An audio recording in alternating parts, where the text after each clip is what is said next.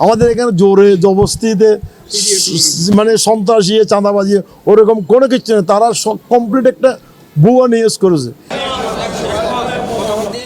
চট্টগ্রামের ঐতিহ্যবাহী ও স্বনামধন্য কদম মোবারক জামে মসজিদকে ঘিরে একটি কুচক্রী মহল উদ্দেশ্য প্রণোদিতভাবে অপপ্রচার চালাচ্ছে বলে অভিযোগ উঠেছে।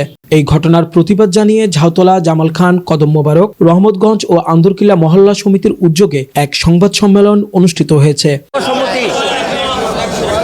আজ মসজিদ প্রাঙ্গণে সমিতির সভাপতি, সাধারণ সম্পাদক সহ সকল সদস্যদের উপস্থিতিতে এই সংবাদ সম্মেলন অনুষ্ঠিত হয়। আসলে ফেক নিউজের জন্য আমরা অত্যন্ত দুঃখিত এবং পরিতপ্ত যে আমাদের এত কিছু করার পরে কেন আমাদের বিরুদ্ধে সন্ত্রাসী চাঁদাবাজি আমরা করি না।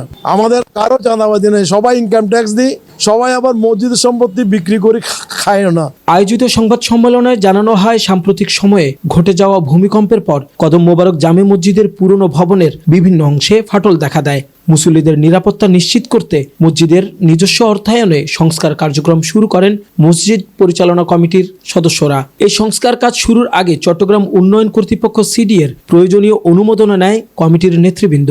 এইবার ভূমিকম্প হওয়াতে আমাদের মসজিদের মার্কেটটা ফাটল হয়ে গেছে। বাড়িটিরা বলতেছে যে আমরা থাকবো না, গছ ছাড়িয়ে দিব কেন, মসজিদ ফেটে গেছে, এটা আমরা থাকবো না।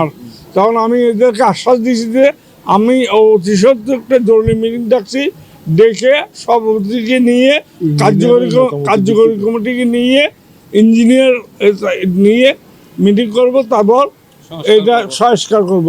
তখন আমরা ইঞ্জিনিয়ারকে নিয়ে দিই, ইঞ্জিনিয়ার দেখে শুনে বলতেছে আপনারা এদিকে হেঁটে গেছে, মিটারগুলি ফেভারে গেছে, আপনারা এইভাবে কাজগুলি করলে আমি থাকবো, আপনারা বহুতলা ভ্রমণ করতে পারবেন। তখন আমি ইঞ্জিনিয়ার পরামর্শ নিয়ে আমাদের মহল্লাবাসী ঝাউতলা, জামাল খান, কদম, রহমতগঞ্জ, আন্দরকিল্লা মহল্লা কমিটির সেক্রেটারি সম্পূর্ণ কমিটির মাধ্যমে সবাই এখানে 10-20 জন ডেলি বসা থাকে।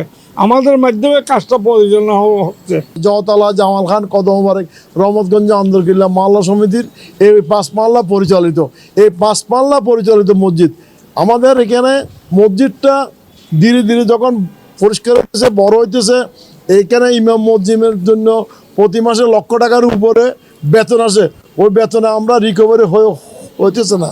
আমাদের মসজিদের যারা আমাদের কমিটি আছে তাদের পকেট থেকে দিতেছে, ওই পকেট থেকে না দেওয়ার জন্য আমরা বর্তমান এখানে ঘরগুলি বাঁধতেছি, সেটার ভাড়া দিয়ে আমরা মসজিদটা চলাবো।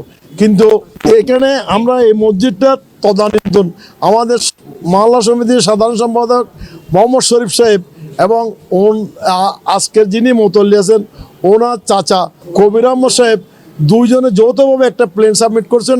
সে প্ল্যানটা অনুযায়ী আমরা এই কাজটা করতেছি।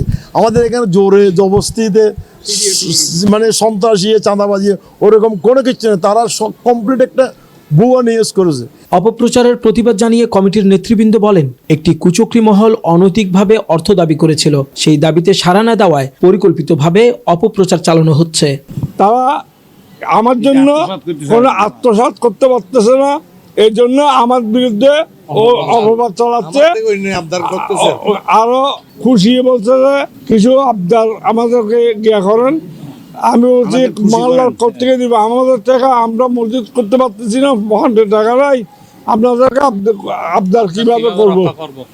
এই বিরুদ্ধে লাগছে তারা। মহল্লা কমিটির সেক্রেটারি শামসুল আলম আমাকে সুদি পর্যন্ত ডাকছে। আলহামদুলিল্লাহ, কারণ এখন আগে 1 তলা ছিল মসজিদ, এখন 2 তলা হয়েছে মসজিদ, এবং মসজিদের পিছনে আমাদের জানাজার কফিন রাখার জন্য ব্যবস্থা করা হয়েছে। জানাজা আমাদের মসজিদ এবং উপরে নিচে মিলে হয়ে যায়, 3000-এর উপরে লোক এখানে হয়ে যায়। সংবাদ সম্মেলনে উপস্থিত বক্তারা কদম মোবারক জামে মসজিদের সুনাম রক্ষায় সবাইকে অপপ্রচারের কান না দেওয়ার আহ্বান জানান, পাশাপাশি প্রশাসনের কাছে বিষয়টি তদন্তের দাবি জানান। আসলে অত্যন্ত দুঃখের পরিতাপের বিষয়। সাংবাদিক মহোদয়ের কাছে আমার বিনীত অনুরোধ থাকবে, আপনারা যাচাই বাছাই করে কোষ্ঠী পাথরের মধ্যে যেমন স্বর্ণ যাচাই করে, ঠিক সেভাবে যাচাই করে আপনারা লিখুন। আপনাদের লিখাতে আমরা সংশোধনী হব যদি আমাদের ভুল থাকে। ভুল না থাকলে যদি আপনারা বায়াসড হয়ে লেখেন তাহলে সেটা কিন্তু কোনো কাজে আসবে না। Desk news, news day 24।